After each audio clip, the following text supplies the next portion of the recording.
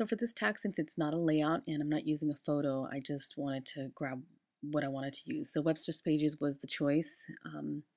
So I grabbed Webster's Pages paper, a 6x6 paper pack, and some embellishments, some other additional Webster's Pages stuff that I knew that would go with this collection. So I'm just going to look through it really quick. This is Hollywood Vogue and Wonderfall that I grabbed, and an AccuCut die cut. This is a tag, and I'm just choosing some paints here to go with it. I'm just going to mix this up real quick so I can paint my tag. And this is cut out of medium weight chipboard. All my die cut sets that I sell on my blog are all medium weight. And I sell them in natural and in black and paper. So if you're interested, the link to that is on my blog for this project. You'll be able to find everything there. So a quick paint job here. And just heat set it. I love the streak there. Too bad I covered it. So I'm watching like Animal Cops Houston or something, and I end up getting distracted, and I glued that piece of paper the wrong side. The distress edge was supposed to be pointing down, and it wasn't. So not a big deal. I end up just shaving it off anyway, so whatever. A lot of fussy cutting to this particular project. So Webster's Pages has tons of great images, as well as a few other of my favorites, but I really loved cutting these out.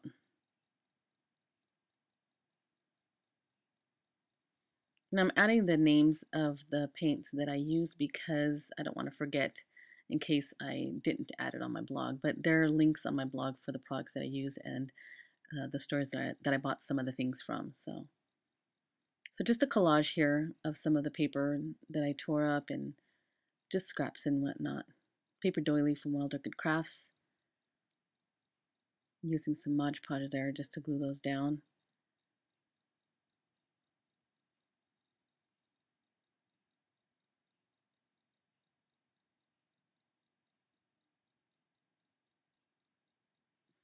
And whatever sticks out, I just use my emery board to trim it off. It gives it a nice clean cut. I'm just dressing the edges a little bit more. Now I did dab it with that paint because I wanted to tone the colors down a little bit. I do end up going later on with some white. So there was some feather design behind this chandelier, and I thought I wanted to use it, but after I cut it, I didn't really like it, so I did cut it off later on.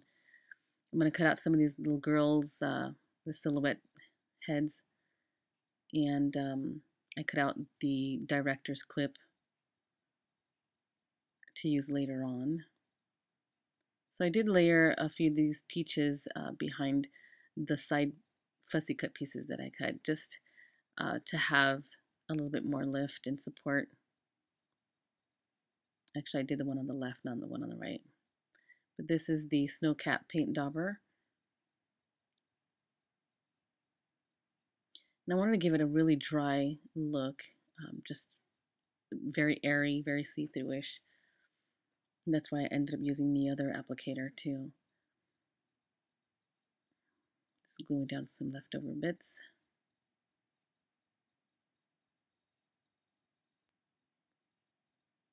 I'm going to make a little flag out of this piece here. I can never remember what it said, so but it's in the pictures. That peach is a peach color that I don't have any paint that matches, so I ended up having to mix some paint later on to match that peach, and I'll show you guys that later on. But it's a beautiful, beautiful peach color. It's just really pretty. I love trying to color match with my paints and stuff. So I just edged it, whitewashed it with some of that paint, and heat set it aside. What I didn't show was that I had sprayed the tag with Old Lace Glimmer Mist. I also sprayed the fussy cut pieces. Pretty much everything is sprayed with Old Lace Glimmer Mist. And on a lot of the close-up photos and close-up pieces here, like when it's on macro, you'll be able to see some of the sparkle. So now that this part of the collage is kind of done, I want to add some gesso to it. And the gesso, it kind of has a texture of thick white paint.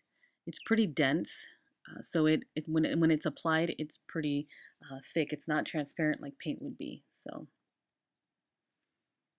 this is a fun part for me. I really love splashing paint, like dribbling paint. So I'm gonna add some splashes, some like splotch dots and stuff.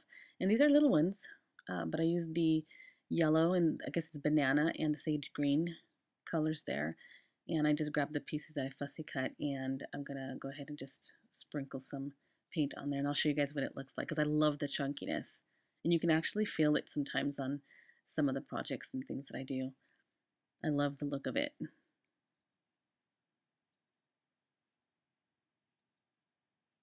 Super cute. And then the flag just has lightly of the grain. And I should have did the whole piece of that lace, but I thought that it was going to show, and I ended up hiding the entire thing. So, except for a tiny, tiny bit. So this is gesso onto silver chain, and it covers so well. I do flip it over and do the other side too, just to get full coverage. So I did some jump rings too, and a garment pin later, and the charms and things that I used. This is some dimensional sticker foam adhesive that I use to give it a lift so that it's not touching the page, and this helps with giving just that dimension that I'm looking for, and it helps when you want to tuck things behind it, like to make it look more scenic. I like to do that. So this is Lori's twine that I'm using around the tag. Such a pretty look to this project, I think. And some feathers give it a whimsical look. Softens up the scene as well. Some of the Webster's pages trim that, oh my god, it's so gorgeous. This one is pretty wide. So I just did the tip or the edge, the top edge to it, and I wanted a lot of it to hang down. But I wanted to layer several trims. This one's the Wilder Good Crafts rosette. It's a small rosette trim. And then I used the little heart link is from Webster's Pages, that one pack that I had opened. I ended up using some flat back pearls, some small ones from Wilder Good Crafts as well. So there's like 4 different ones just lining at the edge of the bottom there of the tag. So I didn't want to put holes in the tag itself, so I ended up just looping a jump ring onto the chain and then onto the actual trim so that it hangs from something. But I like the look of that too. That I'm glad I thought of that because it just allowed me to be able to hang something off of it. And I'll reinforce it later with some more hot glue to the rest of the hearts there so that it's on strong.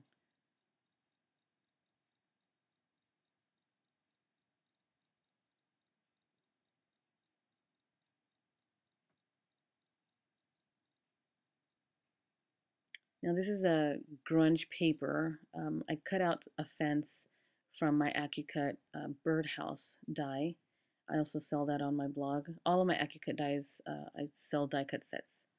So this is the peach I was telling you about that I color matched with those 2 paints. It matched it almost perfectly, you guys. I was so proud of myself that I was able to get just the right color for it. So I just dabbed it on there. Now I'll end up adding some gesso to it, and when I do spray it down with the heat gun, I end up, or not spray it, but when I end up heating it down, the gesso kind of started to burn a little bit, and it gave it a yellowish look to the fence, and so that yellowish look went really well. The color went well with the project, the paper that I used. See the glimmer mist there? You can see sparklies. Gesso goes everywhere on this project. So this is the little like hanging of dry flowers kind of feel I was going for. I think these little sprays or stamens are super cute. So nice and chunky, and they take paint really well. So there's that yellow. It's right in the middle there of the fence. But it looks awesome. I really liked it. So there's that lift. And some cheesecloth I'm just stuffing in the back there. I'm going to tack a little bit of it down with some hot glue. So the cheesecloth and the feathers kind of give it that soft touch and that I really like. So This is my burlap flower. Will be for sale soon. Super cute rosebud. Went awesome with this project too. I loved it. Some whitewashed paper leaves that just glued a few together and added in different areas just to add touches of or pops of green. So I used the two smallest that Wild Orchid Crafts has.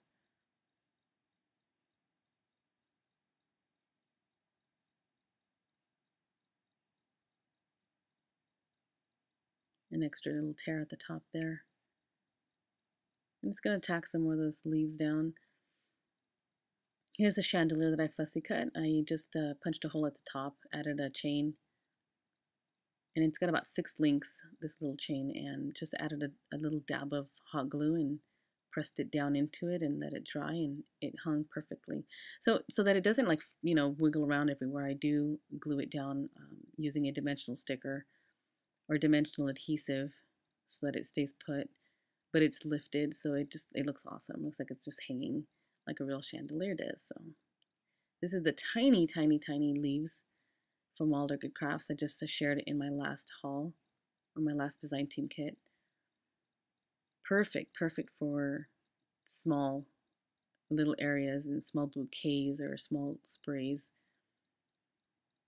Man, I love this film strip ribbon too. I am so glad that I got it finally.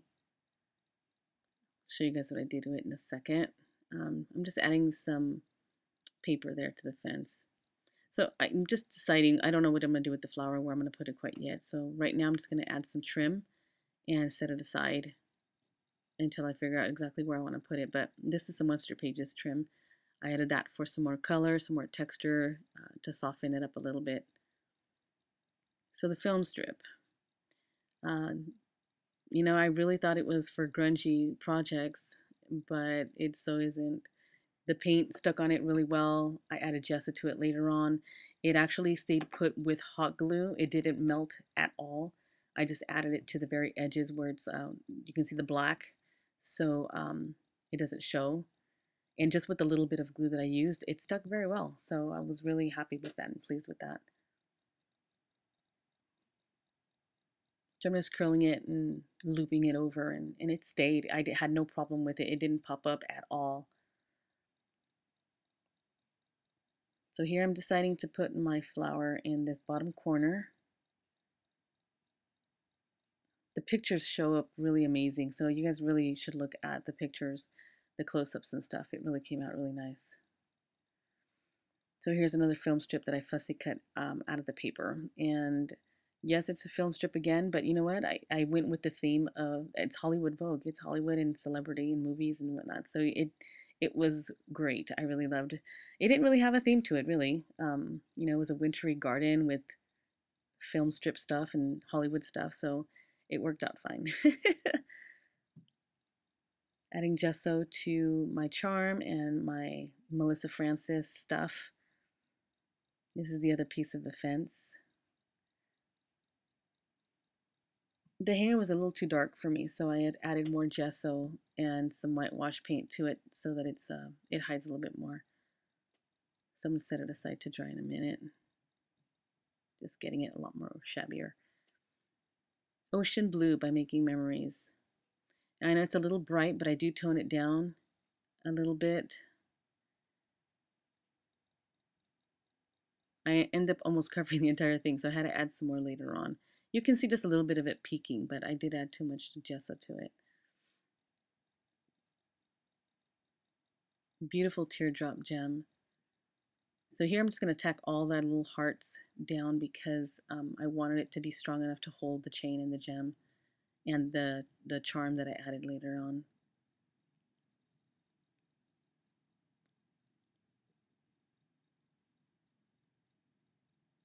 So with leftover scraps, I end up just punching out a bunch of these butterflies by Martha Stewart. It's her little classic butterfly, just a 3-in-1. And these little pine needle branches, perfect touch to that wintry look that I was going for.